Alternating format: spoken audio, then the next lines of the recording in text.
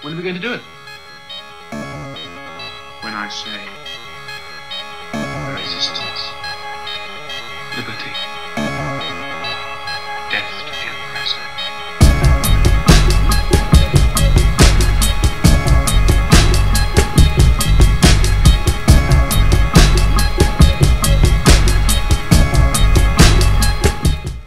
Est-on sûr que la rationalité et l'arbitraire s'opposent? Le grand élève de Max Weber, je dirais sans doute le plus grand élève de Max Weber, qui est Franz Kafka, avait déjà corrigé la doctrine du maître, au point que la bureaucratie rationnelle idéalisée par le maître Weber se tournait en son contraire kafkaïen. Il est devenu évident pour nous que la bureaucratie est kafkaïenne.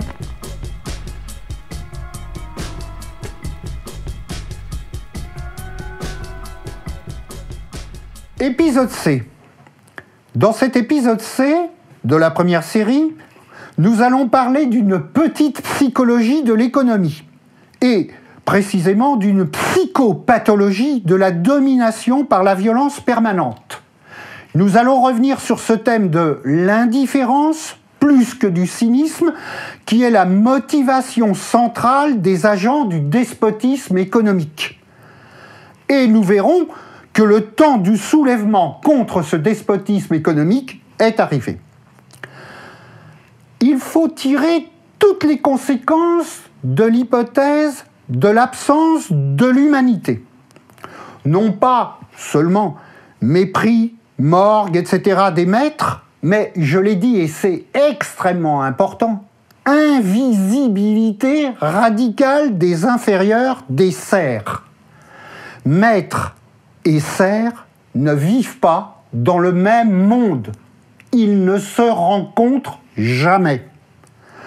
Le monde des serfs, vu du point de vue des maîtres, c'est une réserve de chasse, où les maîtres ne rencontrent les serfs, si l'on peut dire, que lorsque ceux-ci sont capturés et transformés en machines, avec le rôle fondamental d'interposition de la police des maîtres. À quoi sert la police?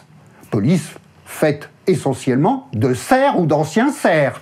L'objet de la police, c'est d'éviter aux maîtres de voir et de rencontrer les serfs. C'est une force d'interposition, bêtement et simplement.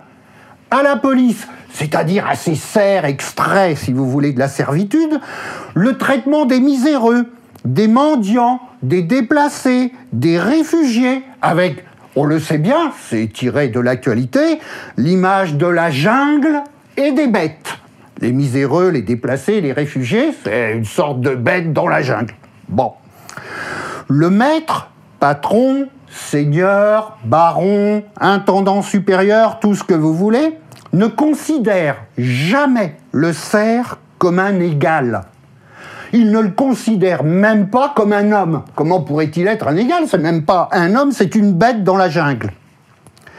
L'inférieur n'est qu'une machine, et de catégorie inférieure. Il faut être clair qu'il y a des machines plus performantes que les hommes, vous voyez ce que je veux dire.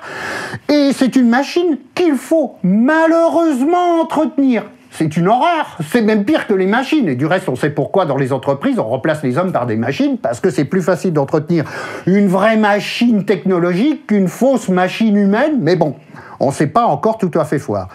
Et pourquoi, dirons-nous, pourquoi donc les machines animées inférieures, c'est-à-dire les serfs, devraient-elles se révolter? Qu'est-ce que c'est que ce truc que la révolte? C'est une absurdité vu du point de vue des maîtres, c'est complètement ahurissant. A-t-on jamais vu, sauf dans les films genre Terminator, la révolte des machines? Enfin, vous voyez, qu'est-ce que c'est que ce truc-là? Et du reste, pourquoi la casse des machines animées, vous voyez ce que je veux dire par casse, la casse des machines animées, j'ai parlé des policiers tout à l'heure, serait-elle différente de l'élimination des machines périmées? Quand un ordinateur est en panne, on ne se soucie pas, paf, on l'envoie dans une décharge africaine, point barre. Pourquoi on ne ferait pas la même chose avec n'importe quel gueux, n'importe quel prolo, etc., dont on juge qu'il est complètement dépassé? Allez, employons ce mot, si vous voulez. L'incompréhension radicale, et c'est ça qui est important, j'insiste, l'indifférence, l'incompréhension, l'invisibilité, l'incompréhension radicale des maîtres vis-à-vis des mauvaises machines ou des mauvais outils vivants, résulte de l'idée, a priori très simple, on ne discute pas avec un outil. A-t-on déjà vu qu'on discutait avec son marteau? Enfin, je veux dire, ça n'a pas de sens. Eh bien là, nous avons la même chose. Alors maintenant, ceci étant dit, pourquoi peut-on dire que les maîtres sont aristotéliciens? Même si Aristote n'avait jamais existé, du reste. Bon. Et aristotélicien, ça veut dire chrétien. Si l'on résume le christianisme à la version thomiste d'Aristote, le christianisme aristotélicien ou thomiste, autrefois on aurait dit angélique. Vous savez, saint Thomas, c'est le docteur angélique. Bon, le christianisme thomiste des maîtres s'appuie sur quelque chose d'essentiel qui est la conception aristotélicienne des hiérarchies naturelles. Il existe des hiérarchies naturelles. C'est Aristote qui, le premier, a formalisé ce truc, etc. En résulte, bien entendu, quelque chose de très intéressant, qui est la déification providentielle des maîtres. Le monde des maîtres est ainsi, mais au sens religieux, l'autre monde. C'est l'autre monde, c'est le monde des maîtres. Le monde des dieux, le monde des pharaons, le monde des rois, le monde des barons, etc., etc. Et la relation de cet autre monde divin avec le monde des machines vivantes s'exprime dans une seule terminologie, dans les termes de la violence divine des maîtres. La violence divine, c'est un thème, bien entendu, que l'on peut tirer de chez les révolutionnaires et de certains révolutionnaires. Ici, je l'ai complètement inversé pour dire que c'est les maîtres qui pratiquent la violence divine. Sodome et Gomorrhe, c'est le récit évangélique de l'économie. À l'économie triomphante correspond le régime politique du despotisme, plus ou moins autoritaire selon les conjonctures, et les conjonctures en question, c'est les conjonctures de la rébellion. Pas de rébellion, pas d'autorité. De la rébellion, de l'autorité, et selon la rébellion, elle va être plus ou moins forte. Il faut s'adapter, disons la chose suivante.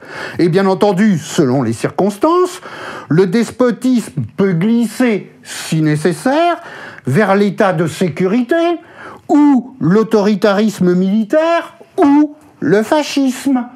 Et le fascisme, le franquisme, quand je parlerai de fascisme, j'aurai toujours en tête, non pas le nazisme, etc., c'est des extrémistes un petit peu violents, je parlerai d'un fascisme pépère, etc., c'est-à-dire Franco, l'Espagne, etc., vous voyez ce que je veux dire. Bon, le franquisme ou le Sarko-Berlusconi, si on veut faire français, ou quelque chose comme ça, franco-italien, etc., bien.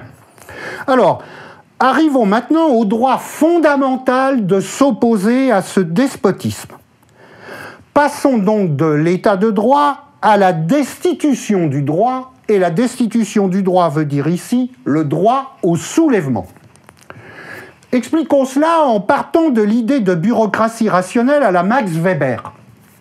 Une telle bureaucratie se caractérise nominalement par des règles, des méthodes, des normes, disons un droit ou une axiomatique de fonctionnement. De nos jours, on aurait dit une algorithmique. Bon, il y a des algorithmes de fonctionnement, etc. pour la bureaucratie. Définition formelle par des règles. Parlons, vous allez voir où je veux en venir, d'ordo-bureaucratie. Bon, un truc à l'allemand, bien entendu. L'action des bureaucrates ou le fonctionnement des bureaucrates est supposé, toujours nominalement, être l'application de l'axiomatique. Suivre les règles, les procédures, les méthodes, etc. Bon, ainsi, une telle bureaucratie, qui avait été baptisée rationnelle par Max Weber lui-même, se présente comme une machine. Elle-même, c'est une machine. Ça ronronne, ça fonctionne. C'est ça que veut dire fonctionnaire. Fonctionnaire, ça veut dire ça fonctionne. La machine bureaucratique, ou comme une mécanique programmée, un processus complètement prévisible. Il y a un chef qui appuie sur un bouton, il donne des ordres et ça fonctionne. Voilà, c'est ça l'idée. Bon, bien entendu, ce qui vaut pour cette bureaucratie désincarnée peut se dire du droit en général, des règles de droit et de leurs conséquences. Un état de droit est formellement une bureaucratie rationnelle. Et si l'on remonte aux origines de l'institution de ces fonctionnements dits rationnels, c'est-à-dire au début de ce que les juristes d'État appellent mathématiques juridiques appliquées, c'est-à-dire au XVIIIe siècle. L'idée louable était que la définition complète, l'axiomatique juridique, la prévisibilité intégrale ou algorithmique des actions programmées des fonctionnaires, etc., étaient les meilleurs moyens d'abolir l'arbitraire supposé de l'Ancien Régime et du despotisme supposé absolu. Mais l'argument antidespotique pour la bureaucratie et le droit rationnel reposait sur un quiproquo volontaire, et je dirais pour être simple, une arnaque.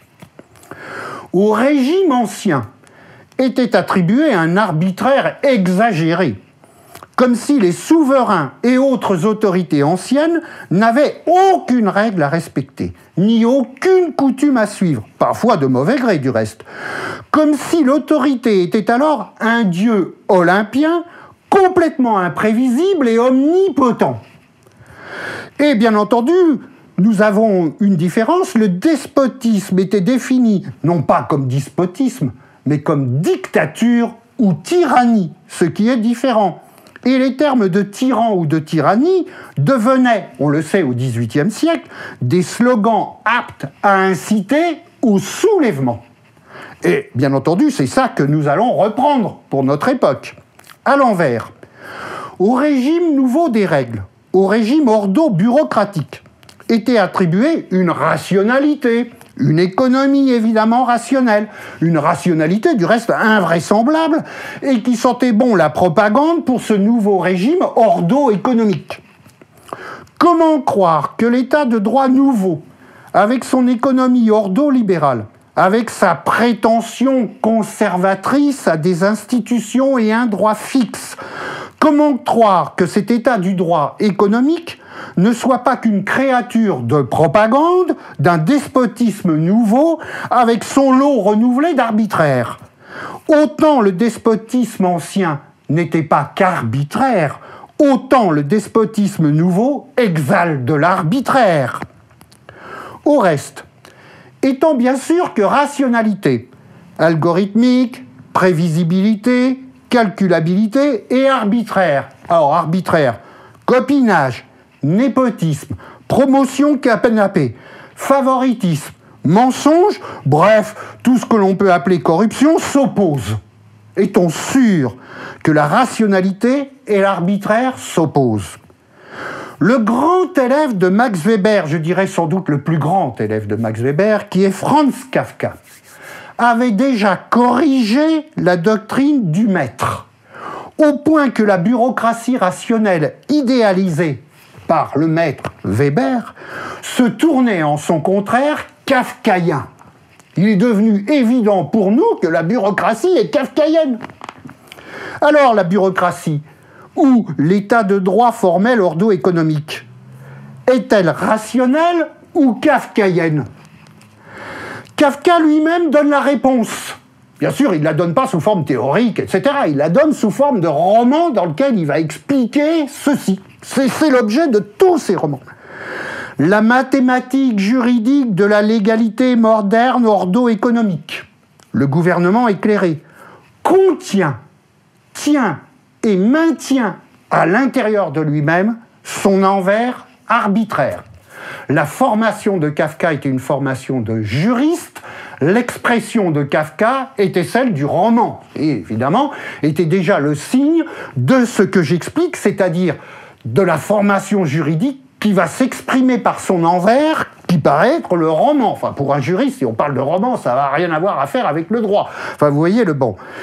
Le gouvernement éclairé, prévisible, calculable, est simultanément, j'insiste, toujours simultanément, un despotisme arbitraire et corrompu, que l'on pourra définir ironiquement comme, et ça nous renvoie au physiocrate bien entendu, despotisme éclairé.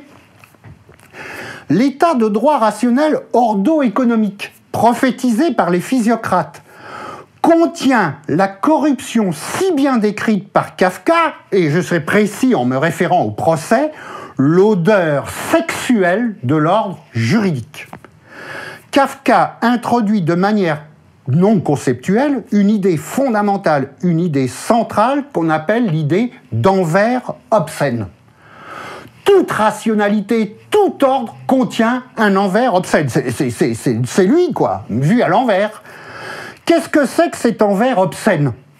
Nous l'avons défini en commentant rapidement Kafka, comme le maintien dans et par la loi, dans et par le droit rationnel, dans la rationalité, de l'arbitraire familialiste, du favoritisme fondamentalement sexuel, c'est-à-dire de tout ce que l'on peut appeler, d'un mot peut-être grossier, le féodalisme. Quelle est la place de l'amour dans la rationalité? Quelle est la place de la violence dans la rationalité? Vous savez que ce thème a été examiné par Nietzsche, Adorno, Horkheimer, Foucault, etc. N'illustrons que par un seul exemple. Si la critique de l'appropriation privée des moyens économiques et celle de l'arbitraire qui en découle, comme par exemple la transmission héréditaire et tout le fatras féodal maintenu dans et par l'entreprise rationnelle, sont bien connus, la généralisation évidente de cette critique à la critique de l'appropriation privée des institutions, privatisation faite sur le modèle de l'entreprise, c'est à la mode. Cette généralisation simple, l'appropriation privée des institutions, est complètement occultée. Qu'est-ce que l'appropriation privée des institutions? D'une manière générale, le fait que les institutions, comme la bureaucratie, l'entreprise, le droit, enfin tout ce que vous voulez, la justice, allez, ne peuvent fonctionner sans incarnation. Ou plus faiblement dit, sans personnalisation. Là où le charismatique, l'amour, le sexuel se combinent obligatoirement au rationnel. Max Weber, encore une fois, est à la fois le théoricien de la rationalité instrumentale et du pouvoir charismatique. Qu'est-ce que c'est que le pouvoir charismatique? L'amour du chef, l'amour. Pourquoi l'amour dans la politique? Pourquoi la politique sans amour n'existe pas? Ces deux analyses séparées doivent être fondues en une seule, unifiée. Il n'y a pas d'un côté la rationalité et de l'autre côté le pouvoir charismatique. C'est la même chose. Il est évident que la propriété privée des moyens de production n'est que la continuation du féodalisme, des modes d'action des maisons féodales, et donc du fameux arbitraire despotique ancien, dont on a vu que le droit rationnel, la bureaucratie rationnelle voulait combattre. Que signifie précisément despotisme de fabrique ou enfermement dans une boîte? Qu'est-ce que c'est que ce truc qu'on appelle l'esprit d'entreprise? Vous voyez, le religieux qui arrive par l'entreprise, l'esprit d'entreprise. Bon, quelque chose comme ça. Qu'est-ce que cette chose encore une fois ahurissante, pour moi la chose la plus ahurissante que j'ai jamais vue, qu'on appelle une fondation? Les fondations des oligarques plutocrates, comme la fameuse fondation humanitaire Guillaume et Mélina de la Porte. Ces fondations ne sont-elles pas la résurrection du pouvoir arbitraire des féodaux? Pouvoir culturel arbitraire, par exemple, des fondations, allez, je suis jurassien, donc je vais dire Pinault et Hanau. Hein, je savais que dans le Jura, tous les mots se terminent par OT. Donc Pinault, OT, comme le pinard, et puis Anneau, OT, comme les anneaux, vous savez, le seigneur des anneaux, etc. Semblable à celui, pouvoir culturel arbitraire, semblable à celui des ducs éclairés, ou des archevêques mélomanes. Pensez à la pauvre carrière de Mozart. Hein, comment il faisait, le pauvre Mozart? Et un archevêque sur le poil qui lui disait ce qu'il fallait qu'il écrive, etc. Et bien, nous y voilà. Et donc, ces Pinault et ces Anneaux, etc., ils ont la même morgue prédatrice que les grands de la couronne, qui étaient tous, on le sait, amateurs de danseuses. Parce que c'est ça, vraiment, le fond du problème. Enfin, demandez, je veux dire, si on crée une fondation, si on crée un palais, si on crée une collection d'art, etc., c'est bien pour esbrouffer les nénettes. Enfin, il faut être tout à fait clair. Enfin, voilà, c'est ça l'objectif. Donc, l'appropriation privée des institutions, la personnalisation du pouvoir, désormais spectaculaire ou néo-charismatique. On a des moyens autres qu'au temps de Max Weber. Mais bon, avec même des fanatiques, bien entendu. Toute l'obscénité que contient la politique, institutionnelle, délégataire, représentative ou parlementariste, sont autant à combattre que l'appropriation privée économique, qui est le thème habituel du combat de gauche. Allez, employons ce mot pour ne pas aller plus loin. Comment maintenant éviter l'appropriation privée des institutions? Le problème le plus important. Comment trancher le nœud qui écrase sur chaque état de droit rationnel le transparent de sa corruption, dont le népotisme ou la transmission héréditaire ne sont que des figures, les figures de la permanence féodale à travers les siècles. Il est essentiel d'affirmer que la fixité ou constance des institutions, des règles ordo-économiques par exemple, du droit, tout ce qui est supposé écarter l'arbitraire génère par sa constance même, par la fixité et la sécurité offerte, la corruption, le népotisme, l'abus de pouvoir et finalement reconstitue le despotisme néo-féodal et son arbitraire, tout ce que la prévisibilité était censée combattre. La permanence sécurisée des règles, le verrouillage institutionnel génère la constance protégée de la privatisation des dettes règles et de toutes les dérives féodales dont le droit de cuissage n'est qu'un exemple frappant. Mais la politique professionnelle est l'explicitation parfaite de ce genre de choses. Comment peut-on être pendant 50 ans le député d'un même endroit avec un territoire, on est un duc, on est un baron, que sais-je encore, recréation du féodal. Pourquoi, par exemple, les banques, pour changer un petit peu de sujet, peuvent-elles mentir, encore une fois, sans vergogne ? Enfreindre les règles qu'elles sont censées défendre, les fameuses règles d'autodiscipline. C'est le conservatisme même qui génère la corruption, par la facilité, les protections qu'il offre aux acteurs économiques, libres d'agir, libres d'imaginer tranquillement les contournements des règles. Ces contournements étant souvent des classiques du genre, pot de vin et soirée fine. Encore une fois, l'envers obscène de la rédaction fastidieuse des contrats. Comment désintriquer donc le droit rationnel de son envers kafkaïen? Par une espèce de métadroit. Le métadroit de la destitution ou de l'autodestitution programmée. Est-ce retrouver l'horreur de l'incertitude juridique ou de l'arbitraire supposé être à la base du despotisme et, comme on disait autrefois, de la tyrannie? Non, c'est simplement modifier la hiérarchie des normes en posant comme norme ultime le droit de soulèvement. Il ne s'agit plus de terroriser les terroristes ou d'exproprier les expropriateurs, mais de rendre incertaine la sécurité privée des petits tyrans locaux du nouveau despotisme. Et bien entendu, cette tyrannie locale, elle est fondée sur la permanence sécurisée, ce qu'on pourrait appeler le grand verrouillage. La permanence sécurisée des règles fixes et prévisibles, si bien prévisibles qu'elles peuvent être détournées. Fixité et prévisibilité de la corruption en col blanc cravate génèrent le droit constant et permanent. Voilà ce que vise la destitution par l'insurrection comme norme supérieure.